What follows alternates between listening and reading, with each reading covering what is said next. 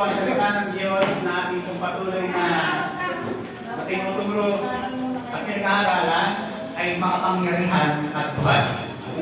Sila naniniwala? Ang salita ng Diyos na patuloy na pinag-aaralan weekly or sa yung devotional daily, ito po ay makapangyarihan, ito po ay buhay, at ito ay mabisa. Ay walang amen. Sa oras kong ito, mga kapatid, kapag pinaniwalaan natin ang salita ng Diyos na ito, hindi mangyayari sa aming mga buhay sa pagkasabi ng Panginoon sa Kristo. If you believe, you will receive. Kapag tinanggap natin ang salita ng Diyos at pinanampalatayahan natin, ito po ay totoong mangyayari sa aming buhay. Hindi na ito ang sabi noon, ang salita ng Diyos. Amen po ba mga kapatid? Kaya, kung bakit ngayon pong umaga, ay gusto ko pong ituro yung the power of God's Word. The power of God's Word. Ito pong kapangyarihan ng salita ng Diyos ay kailangan po muna natin maunawaan yung basic, fundamental affirmation patungkol dito sa salita ng Diyos. Ang salita po ng Diyos ay salita ng Diyos. Amen. Amen po ba mga kapatid? Ang salita po ng Diyos na yan, ang Biblia, ay pure Word of God yan. At pinahintulutan ng Diyos na isulat yan, kaya nandiyan yan. Amen po ba mga kapatid? Kaya, kapag tayo po ay nag-aaral ng salita ng Diyos, huwag natin pag-aralan ang Biblia. Pilinawin ko. Kapag nag-aaral tayo ng salita ng Diyos, hindi natin pinag-experimentuhan ang salita ng Diyos. Ngayon po umagang ito, dalangin ko sa ating Ama, sa Banal na Espiritu, na bigyan tayo ng revelation and wisdom sa pagdating ng Banal na Espiritu, at magtuturo po ako sa inyo ng knowledge. Yung iba, may knowledge po ito. Pero ang kapangyarihan, revelation and wisdom, ay bahala po ang Holy Spirit sa bawat sa atin. Ang salita ng Diyos ay the Bible.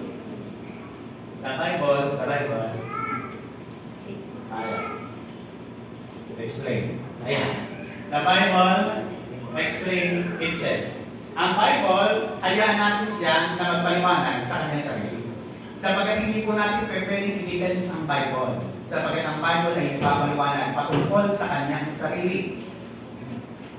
Amen po mga kapatid. Kaya bakit po tayo ay narito ngayon ay upang maunawaan sa kapangyarihan ng Espiritu yung wisdom dito at yung revelation patungkol sa sinabi ng Panginoon para sa ating lahat. Alam niyo po mga kapatid, kapag ito ay pinag-aaralan po natin at natutuhan po natin with the revelation and wisdom and conviction sa pamamagitan po ng Banal na Espiritu, ay mga kapatid, lahat po ng mga katuruan na maririnig natin sa internet, sa YouTube, sa Facebook, saan man, masasala po natin itong lahat kung ito ba ay talagang sinabi ng salita ng Diyos at kanino pinatutungkulan. Para po maunawaan po natin mabuti. Sapagkat yung kung panahon mga kapatid, sabi po ng salita ng Diyos, yung sinabi ng salita ng Panginoon na Panginoon sa Kristo, na darating ang araw maraming magre-raise up ng mga false teaching, false prophet, ngayon kung panahon po natin ito nakakanasan. Kaya kailangan sa oras nito, sa araw nito, ang mga anak ng Diyos ay magkaroon ng tamang interpretasyon, tamang kaunawaan sa interpretasyon na tinuturo ng Biblia para sa ating lahat. Are you ready? Kaya, the Bible explains itself. Hindi natin ipapaliwanag ang Bible, hayaan natin siya magpaliwanag sa kanyang sarili. Okay po ba yan mga kapatid? Kasi kung tayo po ay narito na para kumugot, kumuha, tumalong-talong patungkol sa pagbabato ng salita ng Diyos, pagbabato kung hindi naman natin naunawaan kung ano yung pinaka-background or pinaka-Bible things dito, kung ano yung pinaka-context dito, ay malilito po tayo. Kaya, ngayon kung bakit magbibigay po ako ng apat lang ito, mag-isip po tayo. Apat na kailangan po natin maunawaan patungkol sa Biblia. The basic affirmation about the Bible. Yung basic affirmation. Ano po yung sinasabi yung basic affirmation po na yan?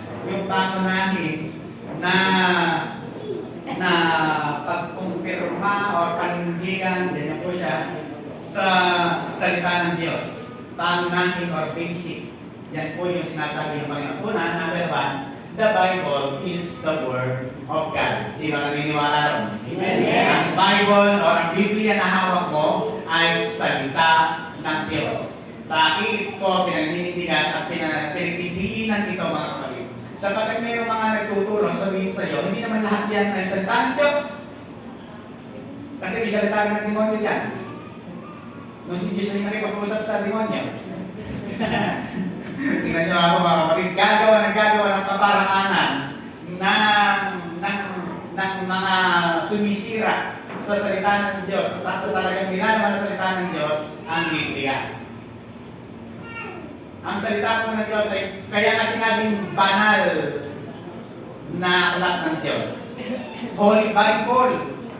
Kasi hindi pwedeng maging holy kung wala ang Diyos, kasi ang Diyos lang holy. Amen po ba mga kapatid? Kaya po, maunawaan natin the Bible is the Word of God. Kapag merong nagpapaliwanag patungkol sa kanilang mga doktrina o paturuan, patunayan sa Bible kung ito ba ang konteksto talaga ng sinabi ng Biblia. Kailangan maunawaan po natin. Ngayon, ano ba yung Bible? Kasi sinasabi po nila na ang Bible ay aklat o libro lang naman. Tama sila. Kasi ang Bible po ay mula sa salitang Greek na Biblos, Biblio o Biblion. Ang ibig sabihin po niyan ay book na meaning na religious word. Basta libro, sa Greek po, books lang po yan. Libro. Mga aklat or aklat.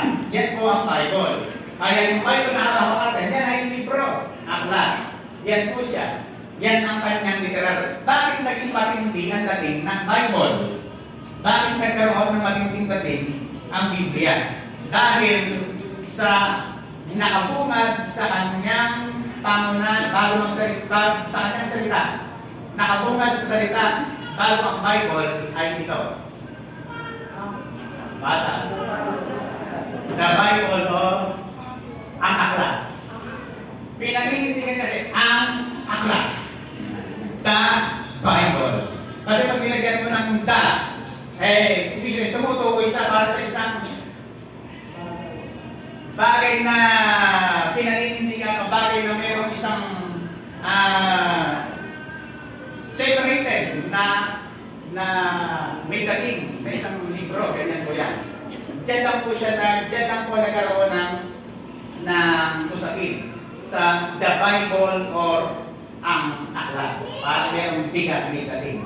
Pero ang Bible po ay literally means book. Yan po siya.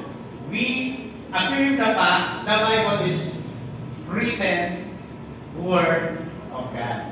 Na ang Bible ay talagang ito po ay salita ng Diyos at ang Diyos ang siyang nagsulat. Written Word of God. Written Word of God. Nakasulat na salita ng Diyos.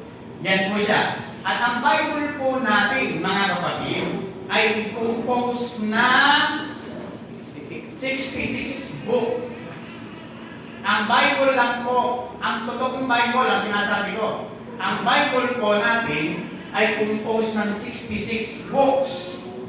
Samantala ang Bible ng Catholic books ay composed ng 73 books. Bakit ganon, Pastor? Bakit 66 lang yung atin, 73 yung kanila? Dahil itinugtog nila yung nasa baba. Si Baruch, si Judith, si Maccabi, si Sirach, si Tobit, si Wisdom. At marami pa pong iba. Pero ito lang ang kanilang idinagdag. Ang Apocrypha book po ay 15 books yan. Pero ang kinuha lang po nila ay itong 7 na ito. Pero makikita natin sa app, Bible app natin, minsan doon pa yung nag-devotion, kinukuha pang quoted yun, nag-devotion ang kinukuha, yung Baruch, yung Wisdom, yung Maccabi. Mga kapatid, nakita nyo sa app Bible nyo, makikita nyo, nandun yung parang kompleto siya, parang 15 books nandun. Kaya, ang Bible natin ang Bible ng 66 book ay 39 sa Old Testament at 27 sa New Testament. Composed of 66 book. Ang Bible po natin, ang Bible po natin yung original. Ito po kasi yung original Ang original na Bible ay nagsimula sa Genesis, nagtatapos ng Malachi. Malakias. After ng Malakias, meron pong mga dinutong doon. Ano may mga dinutong? Si Paro, si Judith, baka si Sirach, si Gisdam. Dinutong po yan bago mag-Mateo. Hindi na po kasama po yan. Papaliwanan ko po sa inyo kung bakit hindi siya kasama sa original ng Biblia. Kasi po, kailangan maunawaan po natin itong lahat. Para hindi ulit binasa natin sa salita ng Diyos, salita naman ng Diyos, binasa ko, hindi nga, hindi nagtag, huwag tayong magpaligaw. Eh, po ba mga kapatid? Ano po ba kayo dito? Meron po natawag na Deuteronomical Canon or the Second Canon. Ano po yung Second Canon? Ang Second Canon po na tinutukoy, ayun po yung mga hindi nagtag. Ang tawag po ron ay Apocrypha. Ang Apocrypha po, ayan nga po, Baruch, Judith, Maccabees, Alis na Tatong Bataan, marami pa. Meron pang Sipel at ang Dragon. Tama yan, meron pa po yan. The Second Canon. Bakit nagkaroon ng Second Canonization? Sapagkat hindi po nila pinapasa muna, hindi po nila pinaniwalaan po yung unang canon. Nagdagdag sila ng canon. Paano po bakit po nagkaroon ng Second Canon? Pastor, bakit nagkaroon ng Second Canon? Eh, tapos na yung unang canonization, yung talagang sulat ng yung Bible, yun na lang talaga, bakit dinugtungan pa? Bakit po dinugtungan? Yan ang sasagutin po muna natin sa verse nito. Noong pong taon ng 1517 ay meron isang pari sa pagngangalang Martin Luther. Si Martin Luther po ay San Francisco pari mula sa Germany. Germany, si Martin Luther. Si Martin Luther po ay isang teacher ng mga pari. Siya po ay tuturo sa isang university upang magturo po patungkol sa Catholic belief. Siyempre, siya po ay isang pari. Ngayon, ito po si Martin Luther sapagkat sa kanyang paniniwala ay ang Biblia or sola scriptura or scripture alone. Wala na tayong idadagdag sa salita ng Diyos nito. Ito lang kung ang dapat ng ating pananampalataya at wala nang iba. Yan ang panindigan ni Martin Luther. Ngayon, doon po ipinanganak ang sola scriptura.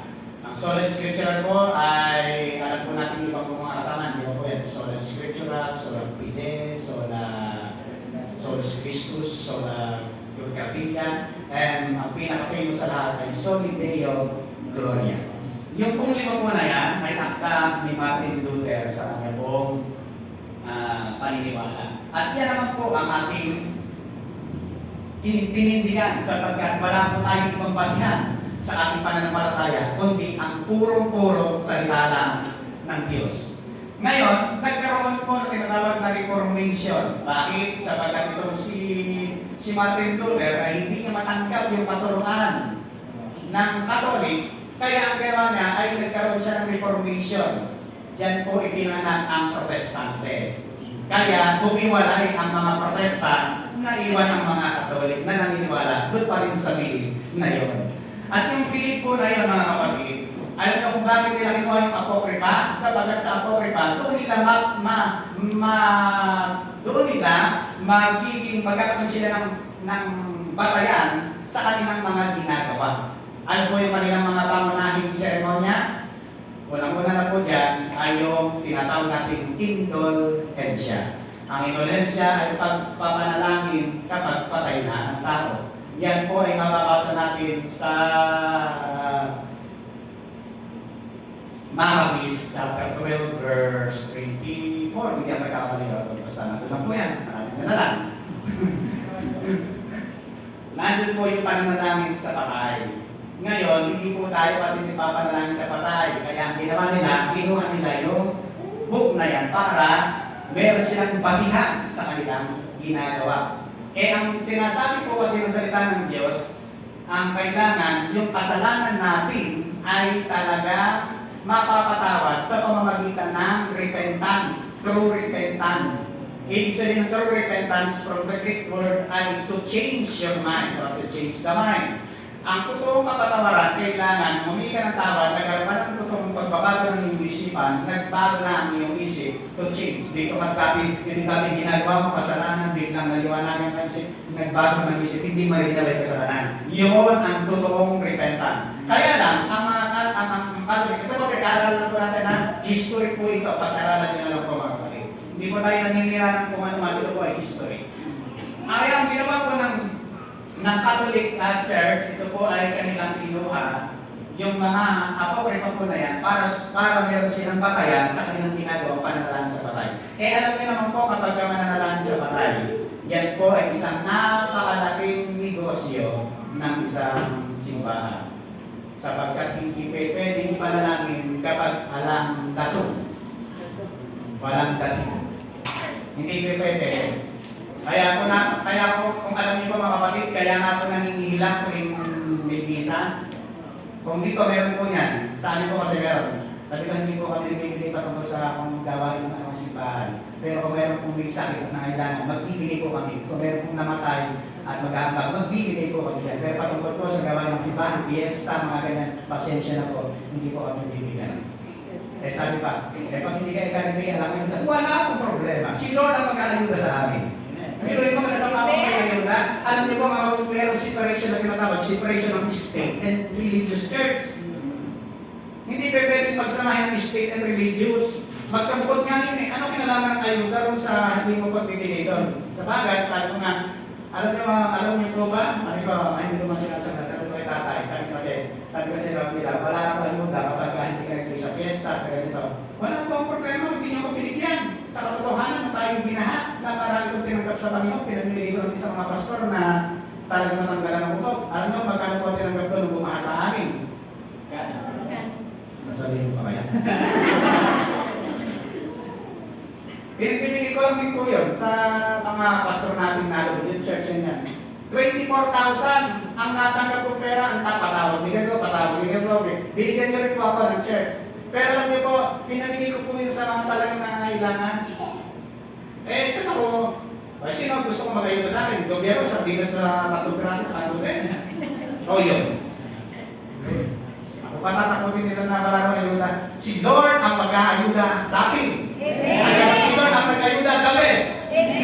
Kaya sa mga ganyan, panindigan mo kung ano yung tama, panindigan mo kung ano yung totoo, hindi tayo nakukuha sa mga lahat ng sardinas na ano yung yan. Ate, gano'n na nga. Magpapatay ang punta lang. Ate, punta lang. Saan palayo? Ayun, sa palayo, gano'n po, sa indulhensya, yan po ay negosyo, kaya nangingila ng so hindi po kami bibigay po dyan. Kung ikaw ay magbibigay sa church, ang sabi ng Bible, ito po Bible, pumunta ka sa church, sabi ng Bible. Kasi sabi ng Bible, huwag kang pupunta harap sa Diyos, sa templo ng Diyos, na wala kang dalang handog. O di sa templo bibigay, hindi pupuntahan sa bahay-bahay, kikilangin ka, parang takayang ng bete. Hindi po ganon.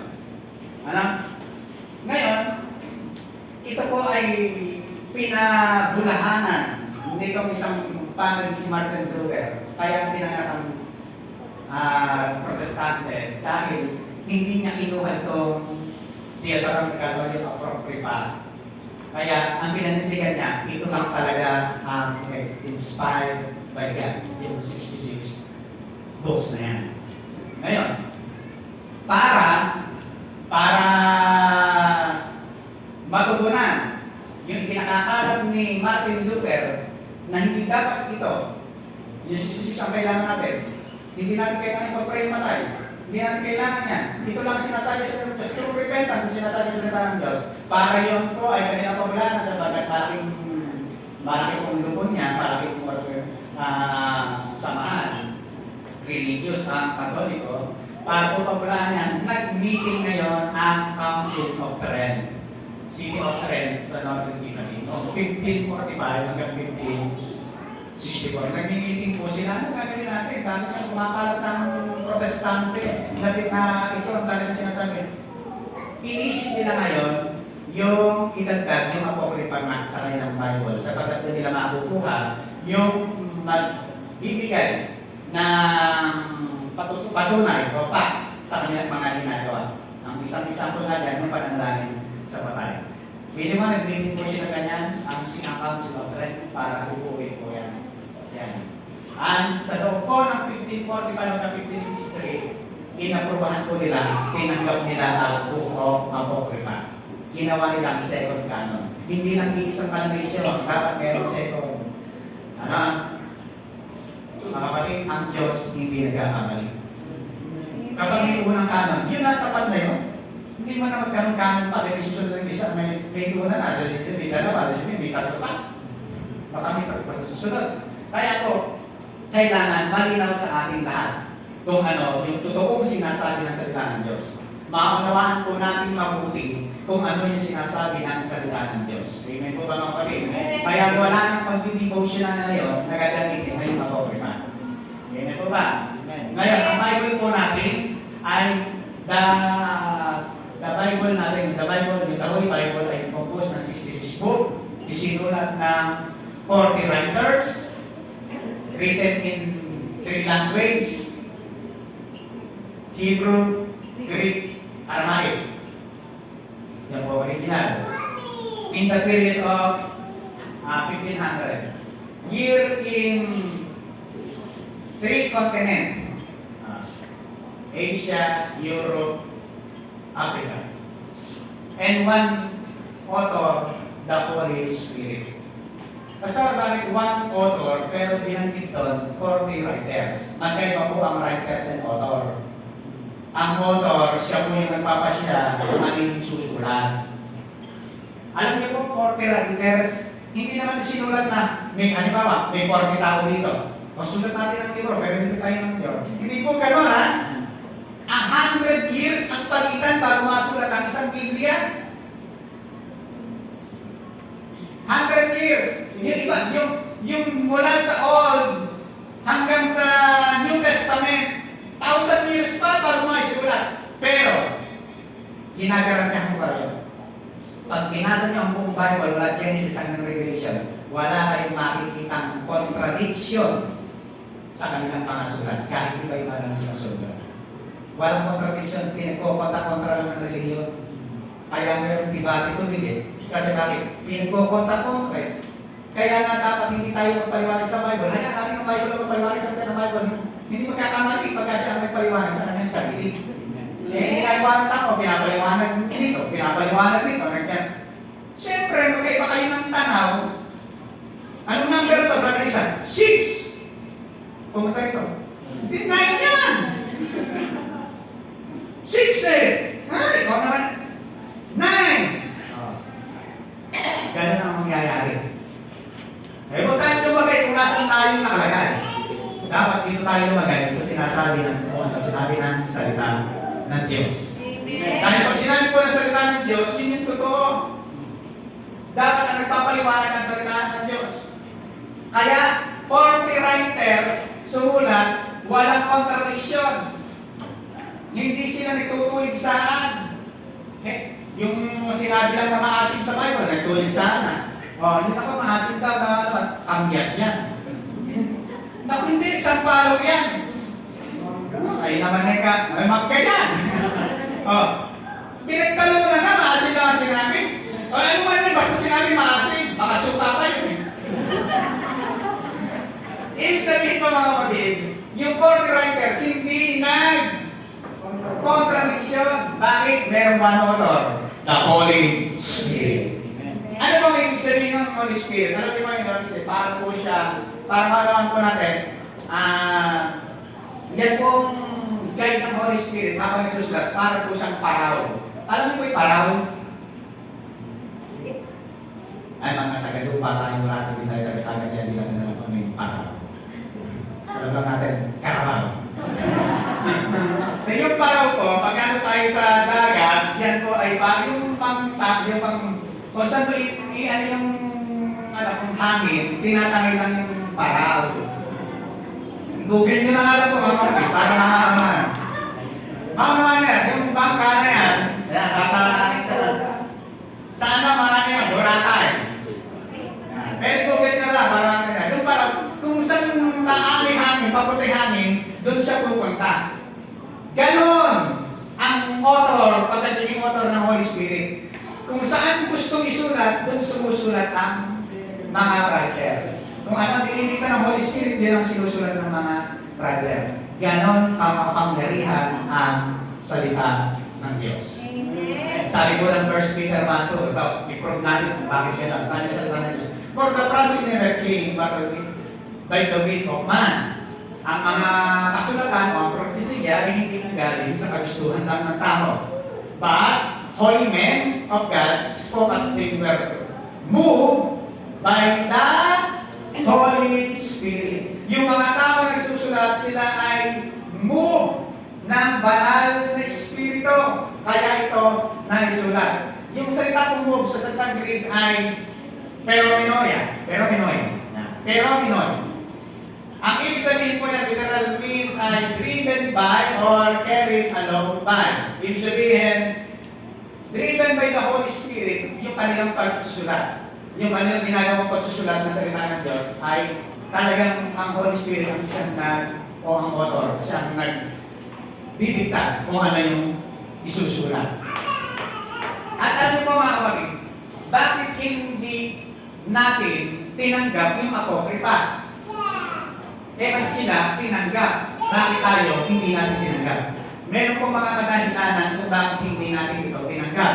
Sapagkat ang Genesis sa Revelation, kailangan nagtuturo ito ng patungkol kay Kristo. Sapagkat si Jesus, siya yung anino. Papakita ko sa inyo. Kung bakit natin ito hindi tinanggap, dahil meron mga kadahilanan o ng kadahilanan. Kapag binasa niyo po ang apokripa, total meron kayong mga apps sa cellphone niyo, kaya nandyan yan. Pag binasa niyo po yan, wala kayong mababasa dyan patungkol sa ginawa ni Kristo o sa gagawin ni Kristo. Wala. Yung Isaias, may mga prophecy dyan, may patungkol kay Kristo yan. Pero yung apokripa, wala kayong nakikita na patungkol kay Kristo dyan. Pangalawa, wala kayong makikita sa buong ng apokripa na kinote ni Jesus nung nasa New Testament. Ay, nasa unang Maccabees, nasusulat. Walang sinabi si Jesus na gano'n. Di ba nasusulat sa aklat ni Baro? Alam tayo masusulat, hindi siya nag-quote ng gano'n sa apokripa. Pangatlo, kaya hindi po natin ito pinaniniwalaan sapagkat wala tayong makikitang in historical. Yung mga lugar na binanggit dyan, wala kayong makikita ngayon sa mapa. Mabuti pa yung sa, halimbawa, Efeso, Turkey ngayon yan, Turkey yan. Di ba? Wala pong mababasa tayong lugar sa ngayon, sabihan din na lugar noon. At pangapat, yung mga pangalan ng tao na mga kasulat doon, wala tayong makikita pagkakakinan nila ng kanilang mga nilong story. Wala. Kaya, hindi ito pasag sa canon nation ng spiritual. Nakarawan po natin. Hindi katanggap-tanggap. Tayo po, sa totoo lang, kagaya ng natin kanina, may sinabi natin, sa totoo, yung praise natin kanina, meron sinabi natin, dali mo kami sa totoo pagsamahan, totohanan. Dali mo kami sa katotohanan. Ang Diyos talaga, kung sinasabi natin dadali tayo sa katotohanan, dadali tayo sa katotohanan. Kung naghahanap ka ng totoo, papahanap sa inyo. Sapagkat ang Diyos ang nagsabi, kapag naghanap ka, makakatagpo ka. Kapag hinanap mo ako, makakatagpuan mo ako. Yan ang pangako ng Panginoon. Kaya naman po, ang salita ng Diyos, ang sabi natin, ang salita ng Diyos ay move ng banal na Espiritu by the Holy Spirit. Siya ang nangunguna. Okay. Any translation that after the one true message of the whole Bible exclude. Ano po ang ibig sabihin? Kung meron po mga translation na hindi naangkop sa message ng whole Bible, hindi po natin tatanggapin po yan. Any translation, kailangan hindi ko kontra sa salita ng Diyos. Bakit ang salita po ng Diyos, ang sabi na, all Scripture is given by inspiration of God. Inspired siya eh. Merong inspiration. And is profitable for doctrine, for reproof, for correcting, for instruction, and righteousness. Yan po yung salita po ng Diyos. Kinuha po natin yung inspired or inspiration of God. Yan po ang Bible. Yan ang salita ng Diyos. Yung inspired po dyan, sabi na, inspiration, Greek ay theopnestos. Nestos. Ang ibig sabihin po ay divinely breathed in or God breathed. Yan po ang salita ng Diyos, God breathed. Tingnan niyo po itong salin nito, King James Version, ang sinabi, inspiration. Puntahan natin yung literal meaning na sinabi sa NIV. All scripture is God breathed. Theopnistos. Yan po ang ibig sabihin po ng talagang, ito po yung talagang totoong sabi ng Bible. All scripture is God breathed. Basta bakit gumagamit tayo ng maraming salin ng Bible? Sapagkat inilalapit po natin kung ano yung mas malapit sa original. Kasi lahat ng Bible hindi po perfect.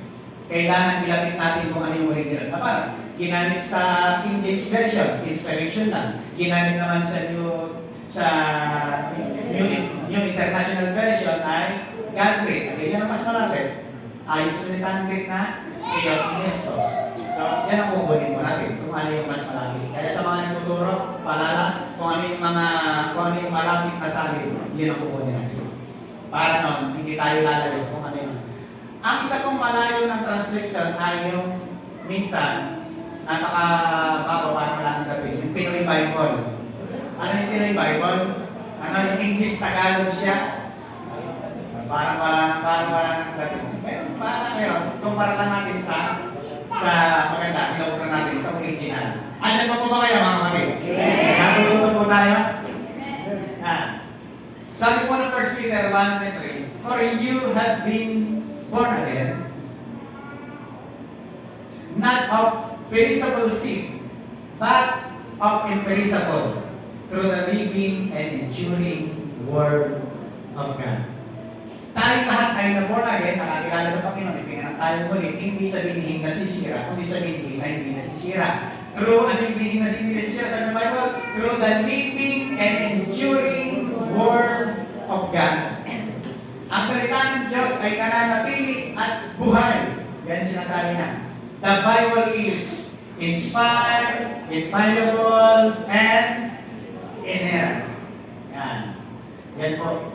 Infallible as a whole. Walang pagkukulang. Inerrant. Sanctify them by the truth. Sabi ng salita ng Diyos. Your word is truth.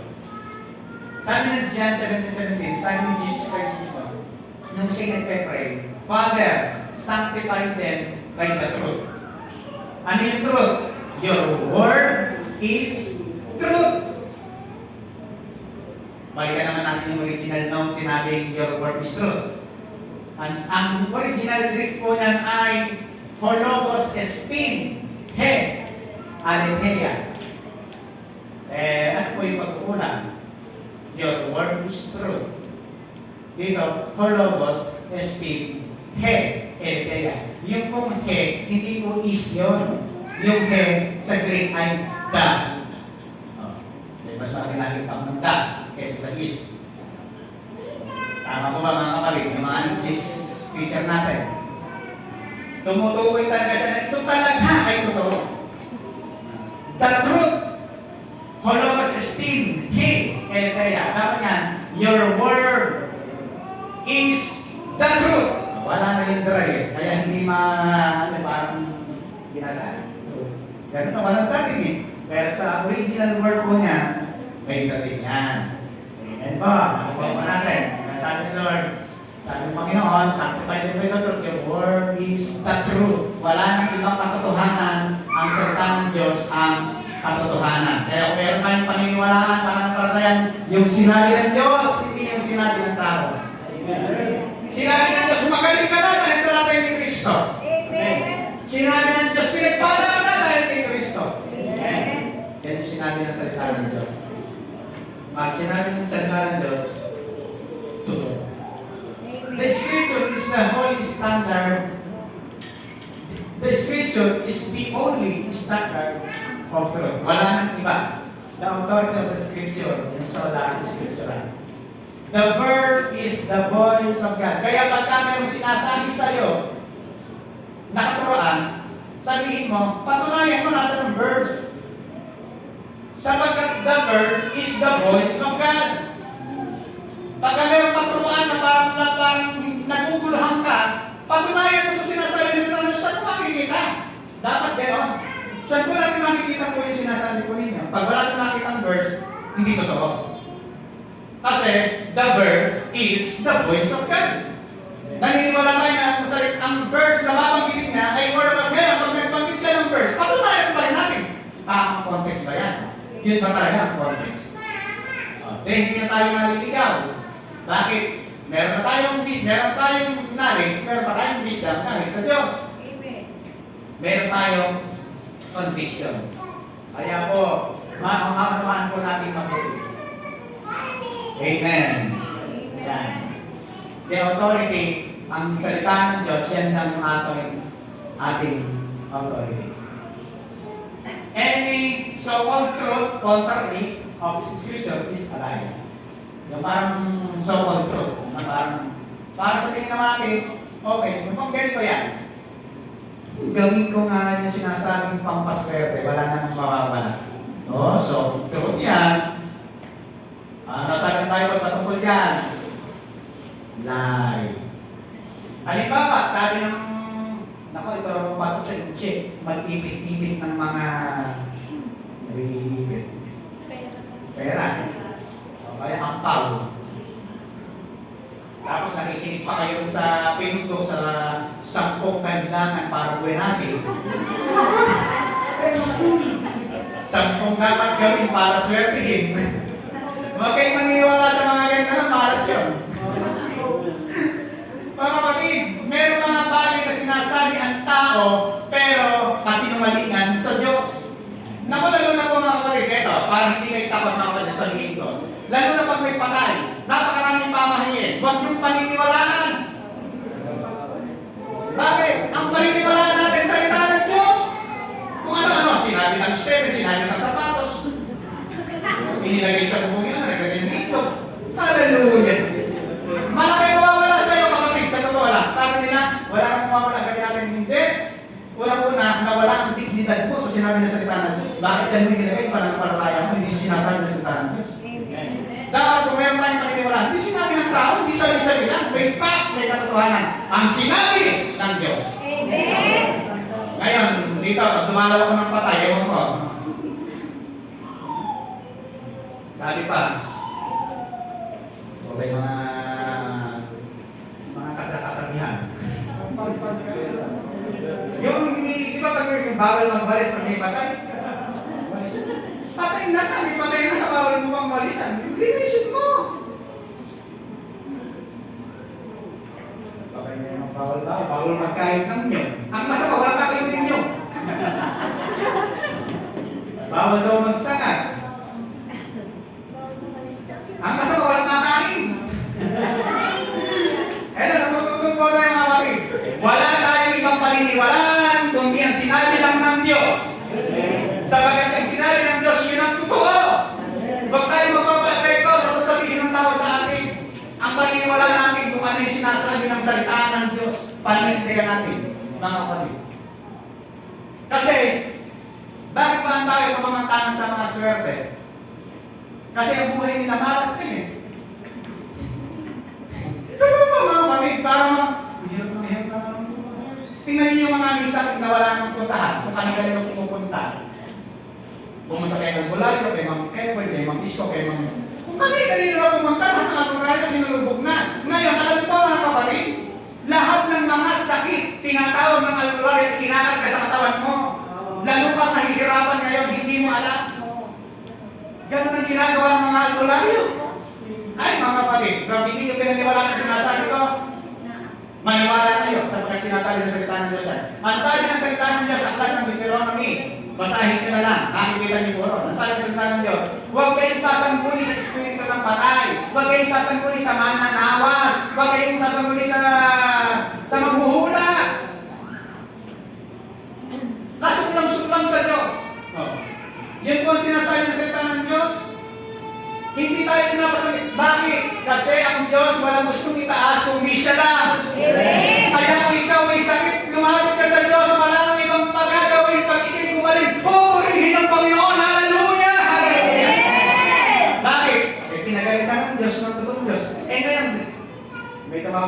Pastor, dinala ka sa albularyo, ganyan. Pag-pray na kami. At dinala ba ako? Hindi ko ka pag-pray yan. Kasi paggalingin ng Diyos kung buhayan, pag pinintangan, pinagaling ng albularyo. Kaya kung meron may sakit sa inyo, dinala sa albularyo, tapos sabi, pag-pray ka rin, hindi ko pag-pray. Bakit po? Kasi ang Diyos natin nagpapagaling. Kapag pinag-pray natin, igagalang ng Diyos at i-honor ng Diyos. Eh paano kung gumaling na sila ng tao? Ang dinala lang kayo ganun, gumaling na. Ay, naku. Puliin yung ganon. Puliin yung kulong-kubat. Yung ganito. Yung balal na ano na. Naunawaan niyo po ba mga kapatid? Sinasabi ko po ito sa inyong lahat para wala tayong ibang paniniwalaan kung yan sinasabi lang ng ating Diyos magpapal.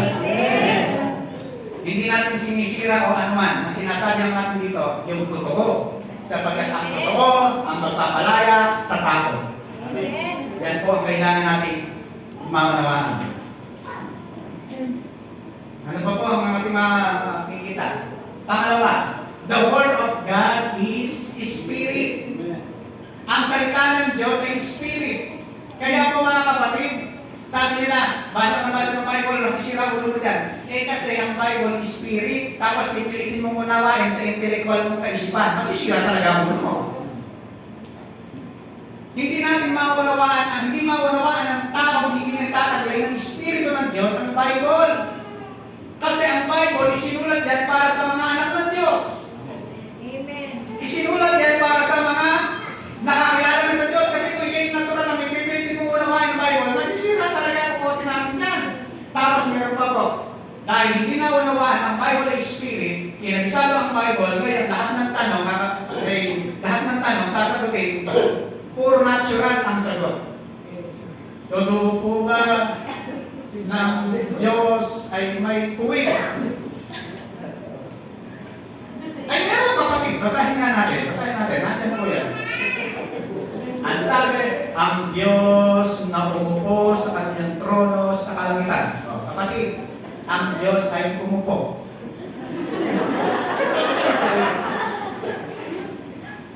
May kuwit wala. Diba, sasabihin ng kongregasyon, meron niya. Umupo eh. O, Spirit po natin, gawin natin Spirit. The Word of God is Spirit. O, gawin natin Spirit. Ang Diyos na umupo sa kanyang trono sa kalangitan. Anong ibig sabihin ng umupo? Authority. Umupo sa kanyang authority sa kanyang trono. Authority po yun. Ang ibig sabihin. Hindi umupo, nag-quit siya. Hindi mauunawaan kapag hindi. Kasi nga, isinulat sa anak ng Diyos eh. Tapos babasa, hindi anak ng Diyos. Halimbawa, si Red, halimbawa, si Red ay anak ko. Sa laman, anak ko siya. Anak, yung babayaran nating kuryente yan. Sige, halimbawa, siguratan ko pala sa siguratan ko. Anak, yung babayaran nating kuryente ay bayaran mo. Yung pera, alam mo na kung nasa nandun. Yan sabi ko. Yung sinabi kung nasa talaga. Kasi yung pera, alam mo na kung nasa nandun. Ngayon, alam ba niya kung nasa nandun? Alam kasi anak niya eh. Anak.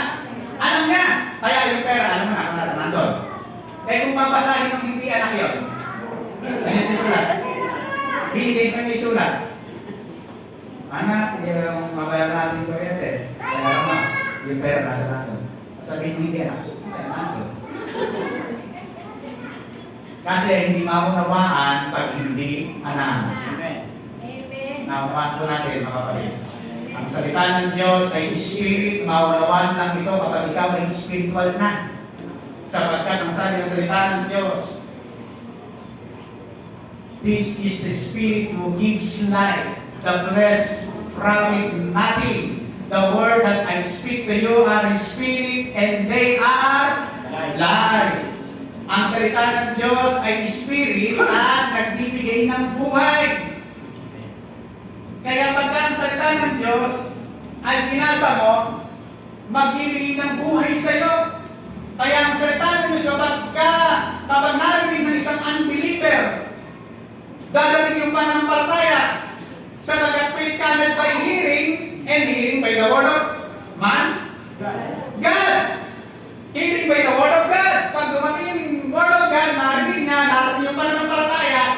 siya born again. Doon dumating yung kapanganakan muli. Kaya yung spirit na sinasabi sa salita ng Diyos, pinag-preach mo, ang sabi nila, ano ba sinasabi nito? Kaya pinaglalaban nito. Ang dami pinagkukutan nito. Ayan. Kasi nga, hindi nauunawaan kung anong sinasabi. And sabi ng Panginoon Jesus, sabi ng Bible, the word that I speak to you are spirit, and they are life. Kapag narinig ng unbeliever, mayroong buhay na mangyayari. Yung buhay na angan, yun yung mangyayari. Kaya kailangan, kapag tayo ay nakikinig na salita ng Diyos sa iba, parang sinasabi yung salita ng Diyos, makita natin kung ano yung verse. Palitan niya kung ano yung verse kasi the verse is the voice of God. Ito po, sabi ng Panginoon, sapagkat ang taong hindi nagtataglay ng Espiritu ay hindi kayang tumanggap ng mga kaloob mula sa Espiritu ng Diyos. Para sa kanila, kahangalan ang mga iyon at di nila maunawaan. Sapagkat ang mga bagay ng spiritual ay maunawaan lamang sa paraan spiritual. Maging spiritual ka muna at saka maunawaan yung sinasabi ng Diyos. Hindi kasi natin maunawaan yung sinasabi ng Diyos kapag nandito tayo sa physical, real, sa natural na ito.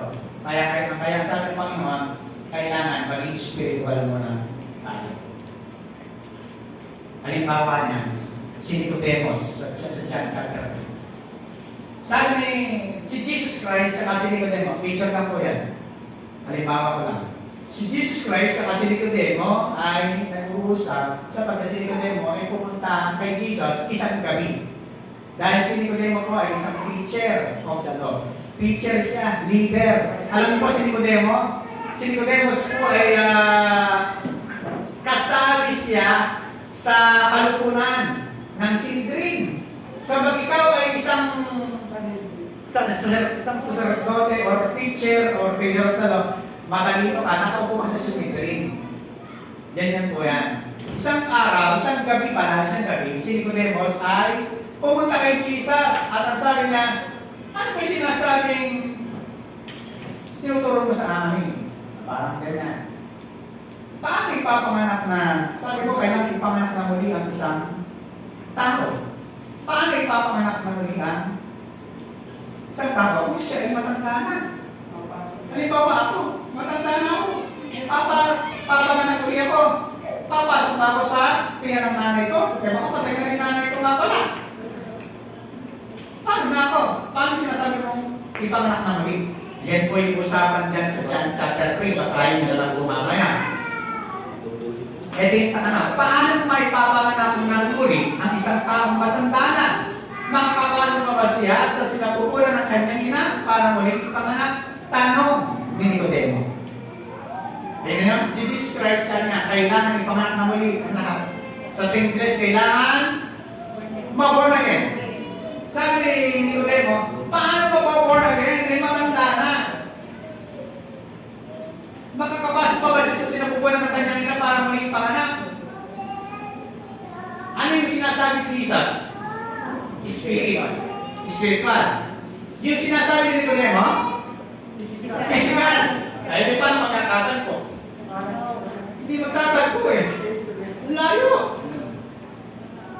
Ngayon, paano po mangyayari yun? Tanong na naman ni Nicodemo. Kasi sabi ni Jesus, kaya api na sa Espiritu, api na sa laman ay laman, huwag kang magalunan. Si Nicodemus naman, isang teacher, matalino yan, hindi basta-basta po yan, si Nicodemus nagtanong. Paano mangyayari yun? Paano gulong-gulo siya? Paano mangyayari ito? Ang gulong-gulo, dito. Ang buhay ni Nicodemus. Sumagot si Jesus, guro ka pa naman sa Israel. Yan. Guro ka pa naman sa Israel. Hindi mo naman ang mga bagay na sinasabi ko? Nagtapos ka pa ng universidad, UST, PUP, Dilasal ako ka pa. Dilasal. At hindi, nagtapos ka pa ng magagandang ng paaralan, hindi mo naunawaan ang sinasabi ng salita ng Diyos. Hindi mo talaga maunawaan mga kapatid kapag ka hindi spiritual. Kasi ang sinasabi ni Jesus ay spiritual. Kaya sabi na, guro ka pa naman sa Israel, hindi mo naunawaan. Dito po siya. Hindi na maunawaan. Ngayon, ito pa isang istorya. Si Jesus Christ ay noong panahon, John chapter 6. John chapter 6, si Jesus Christ ay marami mga taga-sunod, disciple. Sumusunod sa kanya. Sabi nung alagad, ha? Tapos, later on, sabi ng Panginoon, kapag hindi nyo kinain ang aking laman at ininom ang aking dugo, wala may karapatan sa akin. Imagine lang, ako si Jesus, kaharap ko yung mga tao. Alam niyo, kapag hindi nyo kinain yung aking laman at ininom ang dugo ko, hindi kayo mapatawad sa akin. Yung mga tao na pa siya, kahit grabe yung magiging cannibal kami.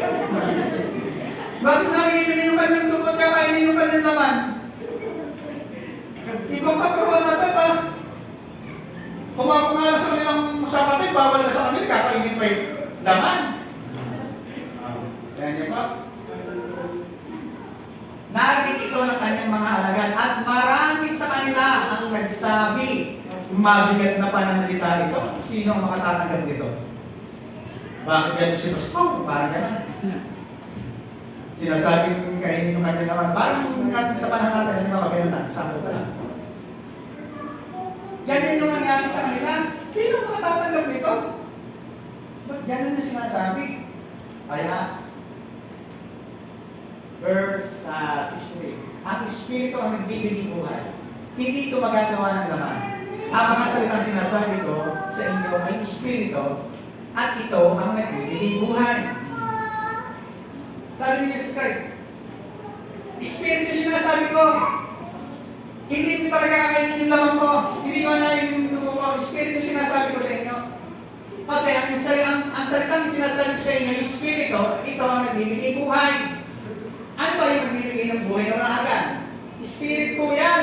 Galing sa Holy Spirit. Kaya yung tao, para makita mo kung may buhay pa siya walang hanggan, pagka kung mamatay siya, hindi ko rin masasabi kung sino sa inyo ang may buhay na walang hanggan. Bakit? Tayo lang mismo sa sarili natin na nakakaalam noon. Amen. Ikaw mismo, sa sarili mo, ang nakakaalam kung may buhay kang walang hanggan. Hindi makikita ng tao, ikaw mismo ang magpapatuloy sa sarili mo kung meron pa talaga buhay na walang hanggan. Kasi bakit? Sabi sa Diyos, ang pinanganak sa Espiritu ay uhaw sa mga bagay na spiritual. Ano po ibig sabihin? Ang totoong tao na pinanganak sa Espiritu, bakit ako sa sarili mo kung pinanganak ng Espiritu Bakit gusto mo lagi magbasa ng Bible? Bakit gusto mo lagi sumasamba sa Diyos? Parang linggo pa lang kayo, patatapos pa lang namin sumabay makinig na salita ng Diyos.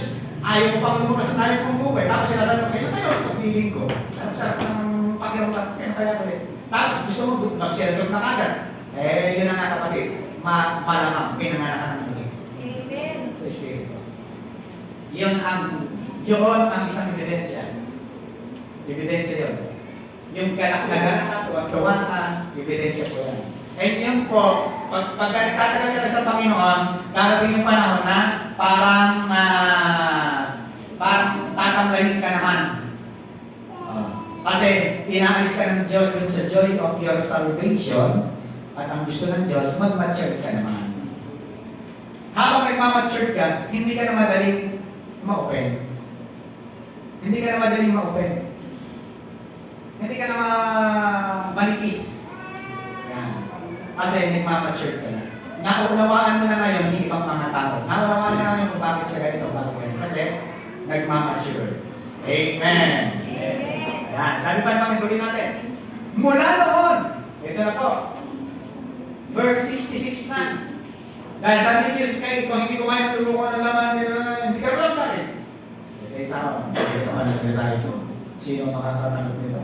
Mula noon, marami sa kanyang mga alagad ang tumalikod at hindi na sumama sa kanya. Biruin niyo po, ang daming tumasama kay Jesus, crowded. Kahit saan siya pumunta, sama, sama, sama. Isang araw, sabi ni Jesus, ang hindi kumain ng aking laman, ng aking luro, hindi ka tatawag sa akin. Hindi pa rin nila na, sama kay Jesus, hindi pa na naman si Jesus, anong gusto? Pata. Gusto lang meron silang pata. Gusto may ayuda. Pag wala ayuda, ayaw na. Kaya sila sumunta kay Jesus, gusto may mahuthot. Pag walang pakinabang, ayaw ko. Nakakawa ko ba natin mga kapatid?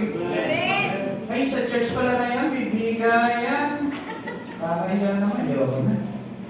Eh, hindi ka naman sa tamang nagbibigay sa Diyos. Amen. Lahat ng mga pagbibigay na ginagawa natin dito, para sa karangalan ng Diyos. Amen. Sa pagpurihan ng Diyos. Amen. Lahat ng ating ginagawa sa Panginoon, binibigay sa Panginoon. At, sinasabi ko sa iyo kapatid, kaya meron kang ibibigay dahil binigyan ka ng Diyos. Amen. Dahil wala ka namang ibibigay kung hindi ka binigyan ng Diyos. Ang tanong, ano yung hawak mo ngayon? Sabi mo, sa akin pa rin. Ayaw sa Diyos ibigay. Yung hawak mo ngayon ay sa Diyos. Amen. Kasi nga, lahat ng ginagawa natin, yan yung mangyari. Mula nung marami na kanyang mga alagad ng malikot at hindi na sumama sa kanya. Eh, Pastor, bakit sila tumalikod? Di ba mga alagad sila? Eh, wala namang mga ligtas na tao na tumatalikod. Ligtas na sila eh. Tingnan natin, tutulong silang ligtas sa lahat natin. Sabi ng Juan 2:19, kahit na sila'y mga dati nating kasamahan, ang mga tao iyon ay hindi natin tunay na kasama. Ba't ba ganun ang tawag sa pagpapasama? Pinagin mo mga kapatid ha? Kahit sila mga kasamahan natin, ang mga tao yun, ay hindi natin talaga tunay na kasama. Bakit? Ang totoo ay nananatili sa Diyos. Amen. Yung hindi totoo, aalis talaga. Hindi ko sinasabi dito na umalis ka, tapos lumipat ka ng church. Wala akong problema kasi ipapatuloy ka naman sa ibang church. Sumasama ka rin sa Panginoon. Ang sinabi ko pares, yung tinatawag ng taong nag-backslide, tumalikod na sa pananampalataya.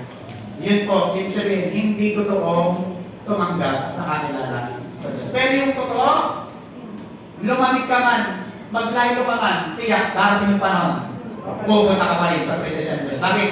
Hinahanap kasi ng Espiritu ng Diyos na nasa sa iyo, hindi ikaw yun. Amen. Ngayon yung laman mo, kay Iris na lang bigla, ba't natin ito na naman ako? Ano ko nga ito?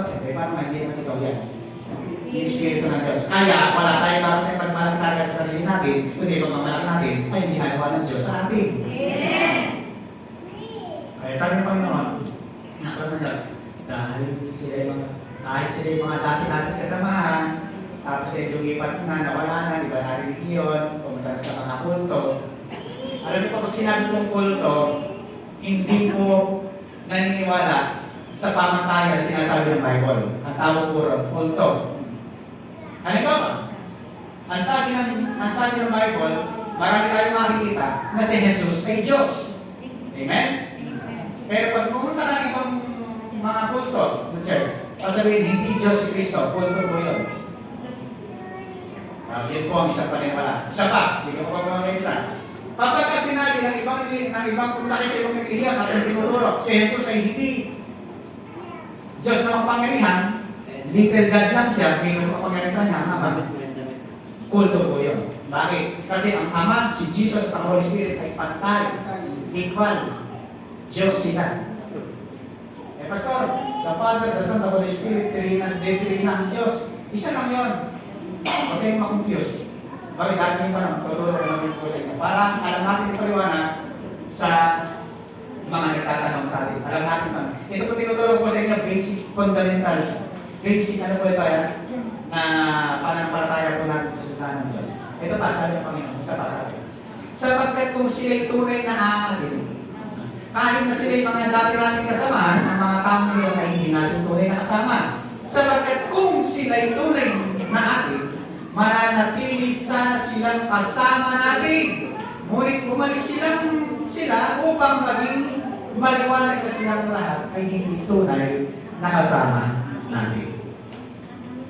Kagaya na sila ito, pagka lumipat lang, pero Christian church pa rin naman, lumipat lang kasi malayo ang bahay, mayroon na pumunta rito, wala problema po ron. Okay lang. Pero kung nalipat ka sa punto ka napunta, eh baka na hindi ka talaga born again. Kasi kagaya na sila ang aming sabi natin kanina, hindi yung katotohanan, dapat yun lang. Kahit maganda ang presentasyon, pero liis sa katotohanan, mali pa rin. Eh, maganda na nila sa amin, disiplinado ang tao, grabe. Alas 3 pa lang, oras 4, nakagayak na. Hiwalay pa ang babae at lalaki. Kasi baka chance ng hindi ka na. Disiplinado, okay ang oras, pero wala sa Bible truth. Hindi pa rin tanggap-tanggap sa Diyos. Ako naman po ba, mga kapatid? Lahat po na sinasabi ko po dito, mapapasok po natin sa salita ng Diyos. Ito pa, higit sa lahat, unawain ninyo walang makapagbibigay ng sariling pagpapakahulugan sa alinmang propesiya sa kasulatan. Sabi ni Pedro, walang ibang makapagbibigay ng propesiya sa alinman sa kasulatan. Walang iba. Sino lang? Yung tao na puspos ng Holy Spirit. Kasi putulin. Hindi nga po ipalukto. Yung tao lang na puspos ng Holy Spirit, siya lang yung magpapaliwanag kung ano yung propesiya. Sino pa rin? Tao pa rin matataas o ang Diyos? Ang Diyos. Yung tao, ginagamit lang ng Panginoon. Pangatlo, basic affirmation natin. The Word of God is all about Christ and His finished work.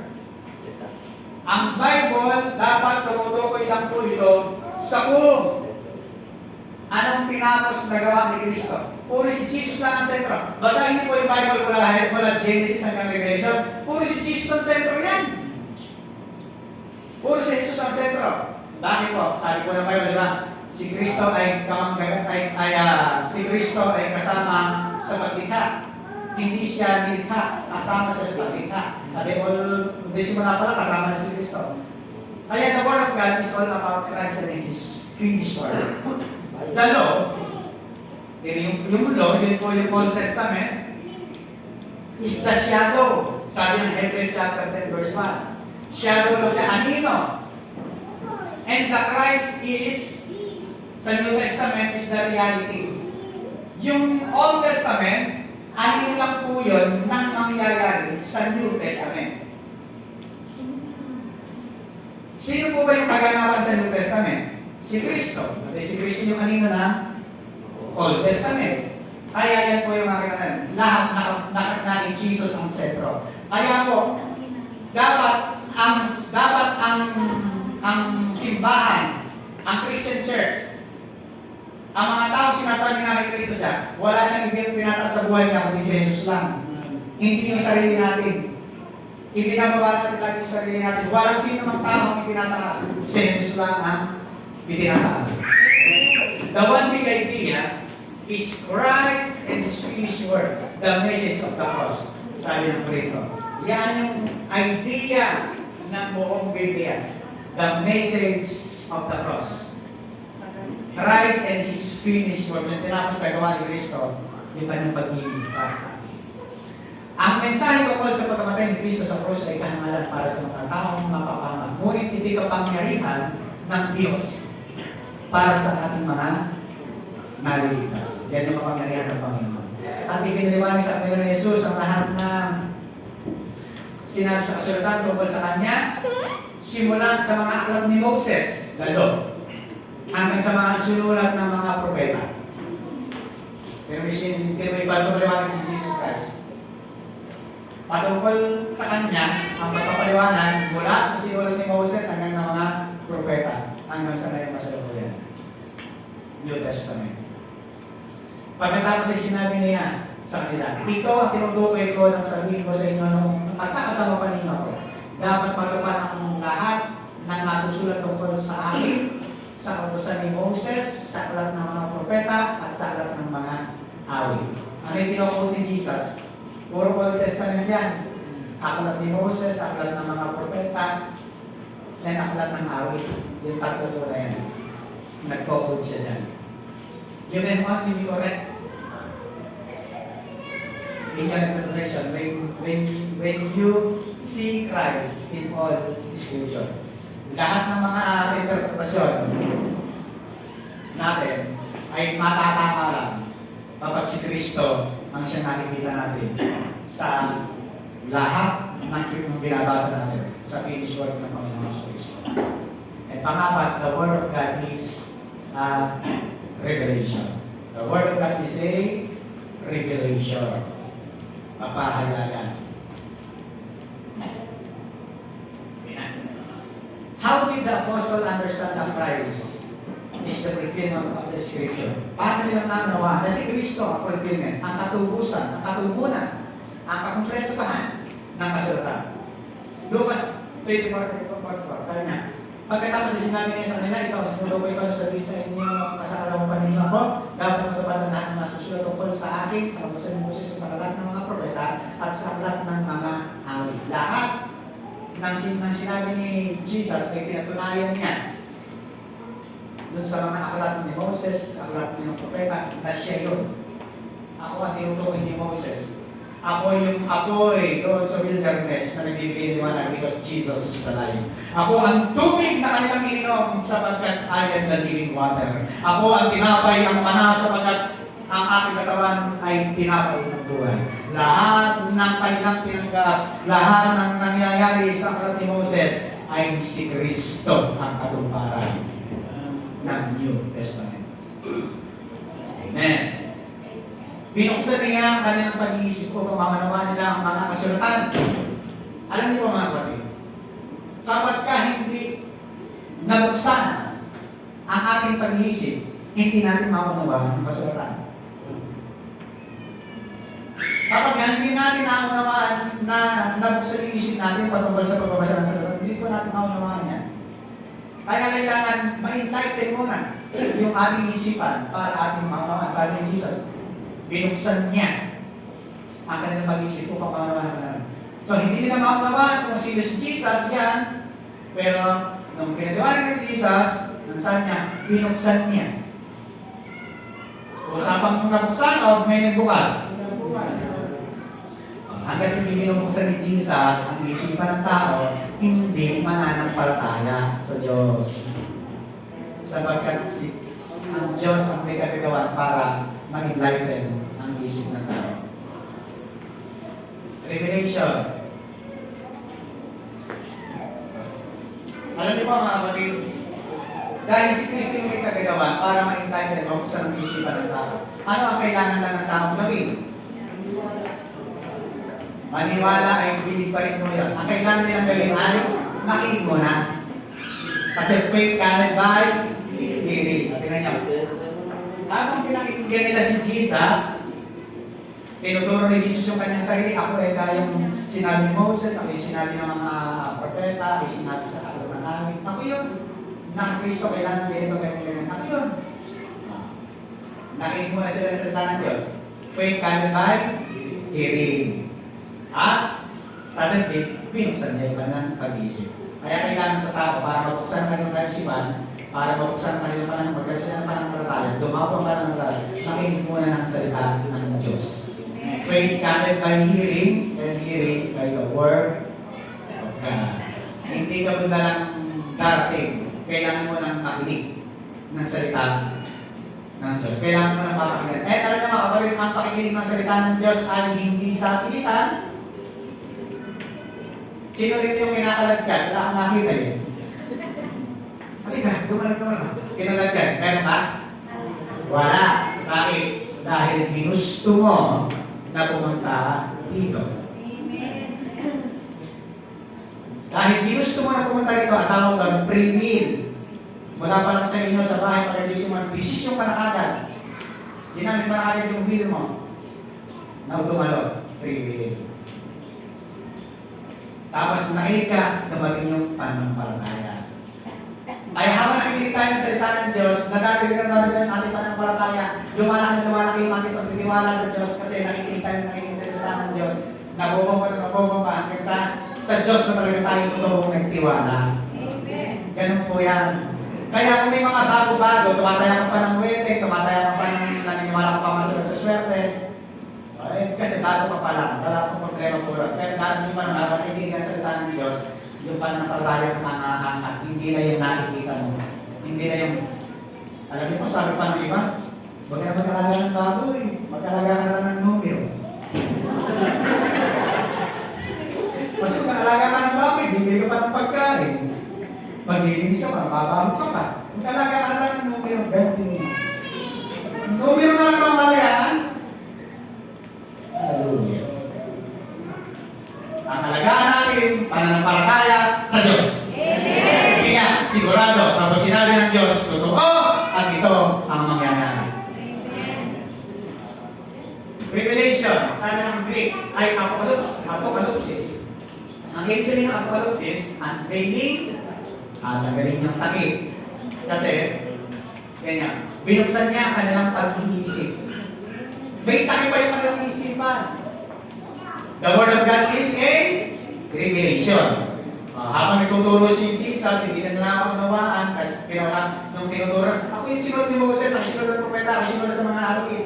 Tapos, nung nakikinig sila, binuksan ni Jesus yung kanilang pag-iisipan. Ano po sa English yung binuksan? Revelation. Nagkaroon sila ng revelation. Alam niyo, habang nakikinig kayo ng salita ng Diyos, merong revelation kayo natin. Ganun pala. Kaya, lumarang na yung pananampalataya. Revelation po yan. Ngayon, yung salitang revelation is apocalypsis sa Greek. Ang ibig sabihin ng unveiling, tinanggalang harang, taking off the cover. Unveiling. Di ba yung veil? Maliwanag na. Tinanggal yung cover. Opening of mind and heart. Yan yung nangyari sa kanila. Kaya, nakunawanan, ikaw pala yung Panginoon. Amen. Ito po yung isa na kwento sa Bible. Na-unveil din siya. Nakatanggap siya ng revelation. Kabilang sa mga nakikinig ang isang sumasamba sa Diyos na nagngangalang Lydia na taga Thyatira. Ito pong si Lydia, tingnan niyo po, sumasamba sa Diyos at sumasamba, nakikinig. Ganyan po siya, sumasamba sa Diyos, tapos nakikinig siya ng salita ng Diyos, nandun si Lydia sa pagtuturo ni Apostol Pablo. Siya ay isang negosyante na nagtitinda ng mamahaling penang kulay ube. Tingnan niyo po sa aling Lydia, hindi pa po Lydia's Lechon nun. Alam ko ang Lydia's Lechon. Si Aling Lydia po, ang kanyang negosyo na kay Lydia's Garment. Nagbebenta kasi ng takal, ng tela, mamahaling tela. Yun pa po kanyang original na negosyo. Hindi pa po Lydia's Lechon. Lechon lang po yun. Binuksan ng Panginoon ang kanyang isip upang kanyang mapakinggan ang pinangangaral ni Pablo. Ano po ang nangyari? Nagkaroon ng revelation, binuksan. Bakit nabuksan ang isip ni Lydia? Nandun siya, sumasamba siya. Nagpo-order pero hindi pa pala bukas ang isip. Bakit nabuksan? Nakikinig ng salita ng Diyos. Kaya nga po, faith cometh by hearing, and hearing by the word of God. Kaya po mga kapatid, kahit sa kayo mapunta, share nila ang salita ng Diyos. Bakit? Ang nagbubukas ng isip, Diyos, hindi ikaw. Ang trabaho natin, mag-share lang. Kaya nagbabahay-bahay tayo, huwag tayo mapagod. Huwag natin, Pastor, wala namang buhay bahay-bahay natin. Huwag na natin gawin. Hindi ulit walang buhay, hindi na natin gagawin. Kasi, ang Diyos, ang siyang nagpubukas ng takip. Ang trabaho natin, basta gawin lang natin. Amen? Yan po yung nais ng Panginoon. Sabi, Gracia, I want you to know, brother and sister, that the gospel I preach is not of human origin. Kasi yung ating gospel na sineshare, hindi naman galing sa atin eh. Hindi galing sa tao, yung gospel. It's not human origin. I did not receive it from any man, sabi ng Apostol Pablo. Hindi naman tinanggap ko sa katsan yung tao, nor was I taught it. Hindi ko rin ito pinalanaw sa sarili ko. Rather, I received it by revelation from Jesus Christ. Tingnan nyo, yung pinangangaral ni Pablo ng gospel from the revelation. Kaya mapapansin nyo, bakit pag nagsishare ka ng gospel, hindi mo alam kung saan mo nakukuha yung kapahayagan. Bakit salita ka ng salita? Tapos naman, kaya nakuha yung wisdom na yun. Revelation from the Holy Spirit. Yan. Basic affirmation, basa about the Bible. Okay, basa number 1. Word of God. 2. The Word. 3. The Word of God. And 4. The Word of God is revelation. Yan po ang basic affirmation about the Bible. Basic po yan. Huwag po natin kalilimutan yung basic para meron tayong foundation. Bago natin tayo, yun iba pang mga kapahayagan ng Panginoon sa atin. Ito po mga kapatid, napakahalaga po niyan sa panahon po natin ngayon. Sa dami ng nagsulpot ang mga ibang turo, kailangan natin bumabad sa salita ng Diyos. I believe the Bible is the Word of God. Sabay-sabay. I believe the Bible is the Word of God. Isa pa. I believe the Bible is the Word of God. Amen. Tayo tumayo sa presensya ng ating Panginoon.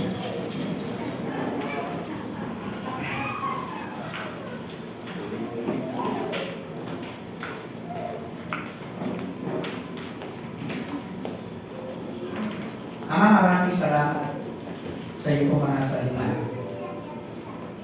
na aming pong naunawaan because the power of the Holy Spirit. Nawa kami lahat ay natuto at nabusog ang aming espiritu sa mga bagay na dapat namin panampalatayahan at pagkiwalaan. Pamanahan niyo po kami, samahan niyo po kami ng mga salita na magbibigay sa atin ng buhay. Maraming salamat, ito yung magbibigay sa atin ng lakas, ito yung magbibigay sa atin ng pag-asa. Maraming salamat po sa inyong mga salita namin po.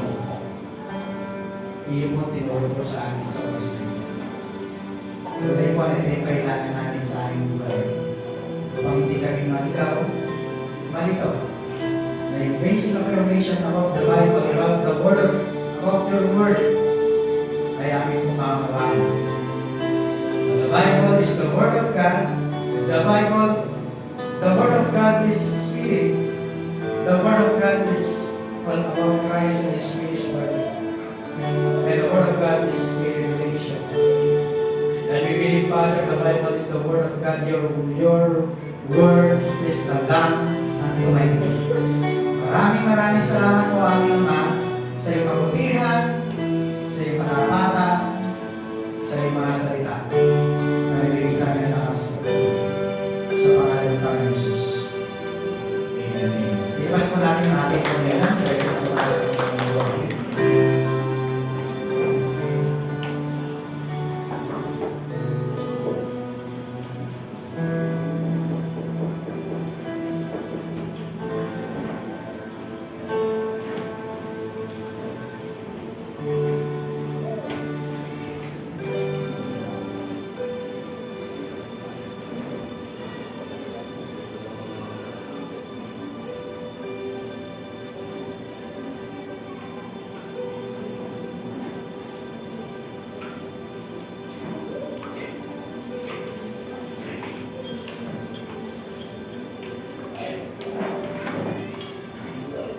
Ay, ito yung mga tama na. Ipinagpapasalamat namin ang iyong dakilang pag-ibig sa lahat ng tao. Maraming salamat sa Panginoon Jesucristo, sa